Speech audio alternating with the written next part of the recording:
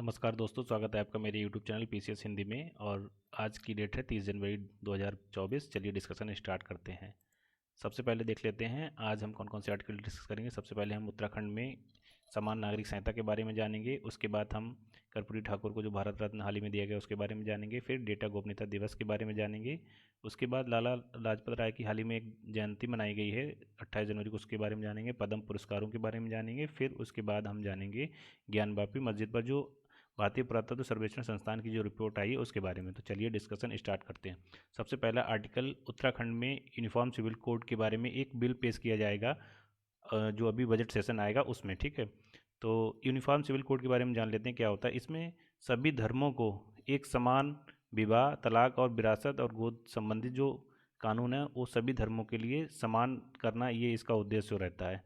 जैसे अभी हिंदू धर्म में क्या है, हिंदू मैरिज एक्ट है, मुस्लिम के लिए अलग कानून है। तो इन सभी धर्मों के लिए एक समान कानून लाना, ये समान नागरिक संहिता का उद्देश्य रहता है। हमारे संविधान के आर्टिकल 44 यानी अनुच्छेद 44 में भारतीय संविधान में राज्य के नीति निर्देशक सिद्धांतों के तहत इसको विस्तृत रूप से वर्णन किया गया है। और अनुच्छेद 44 के तहत ही समान नागरिक संहिता को लाया जाएगा, ठीक है। तो आगे देखते हैं। आर्कियोलॉजिकल सर्वे ऑफ इंडिया या भारतीय पुरातत्व सर्वेक्षण संस्थान के द्वारा ज्ञानवापी मस्जिद पर अभी एक रिपोर्ट पेश की गई, जिसमें ये कहा गया है कि ये जो मस्जिद है ये एक मंदिर की संरचना के ऊपर बनी हुई है। और 1707 में जब औरंगजेब की मृत्यु हुई थी उससे पहले एक पुस्तक है मासिर ए आलमगीरी, जिसमें ये कहा गया था, औरंगजेब के द्वारा आदेश दिया गया था सभी राज्यपालों को कि हिंदी मंदिरों को नष्ट कर दिया जाए पूरे भारत में। उनमें काशी विश्वनाथ का मंदिर भी शामिल था।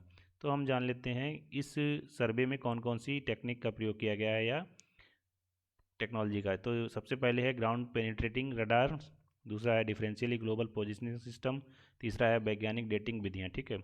उसके बाद हम जान लेते हैं आर्कियोलॉजिकल सर्वे ऑफ इंडिया का मुख्यालय कहाँ है। इसका मुख्यालय नई दिल्ली में है और इसकी स्थापना की गई थी 1861 में अलेक्जेंडर कनिंघम के द्वारा, जो इस भारतीय पुरातत्व सर्वेक्षण संस्थान के पहले महानिदेशक बने।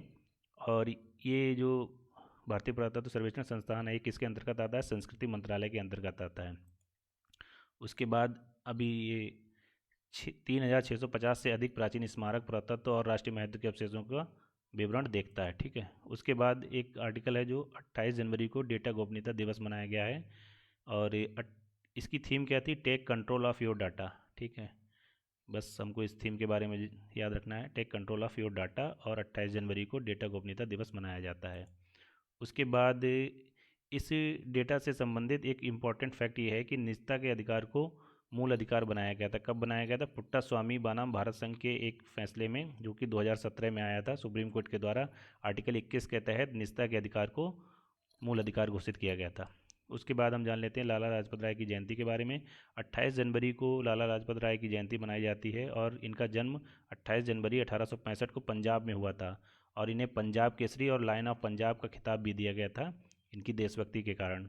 लाला लाजपत राय से संबंधित कुछ फैक्ट इंपॉर्टेंट जान लेते हैं। ये लाल बाल पाल नामक जो एक त्रिमूर्ति थी उसमें से एक थे, ठीक है। लाला लाजपत राय और बाल गंगाधर तिलक और बंगाल के बिपिन चंद्र पाल, ये लाल बाल पाल में शामिल थे, ठीक है। उसके बाद इनके द्वारा लिखी हुई पुस्तक unhappy India, England debt to India, the political future of India.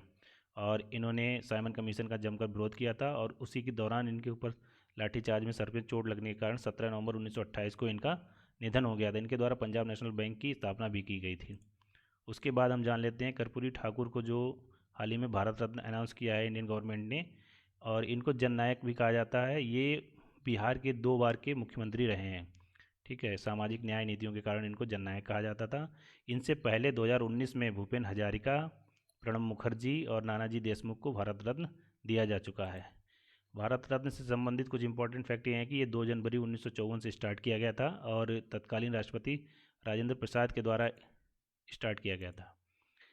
1954 में ये 3 लोगों को दिया गया था। सबसे पहले सर्वपल्ली राधाकृष्णन, उसके बाद में चंद्रशेखर वेंकट रमन और चक्रवर्ती राजगोपालाचारी, इन तीनों लोगों को 1954 में दिया गया था। लेकिन सबसे पहले अगर पूछा जाता है तो सर्वपल्ली राधाकृष्णन को ये पुरस्कार दिया गया था। और 2024 में पद्म पुरस्कारों के बारे में हम जान लेते हैं। इस वर्ष कुल 132 पुरस्कार दिए जाएंगे, जिनमें 5 पद्म विभूषण और 17 पद्म भूषण और 110 व्यक्तियों को पद्मश्री दिया जाएगा।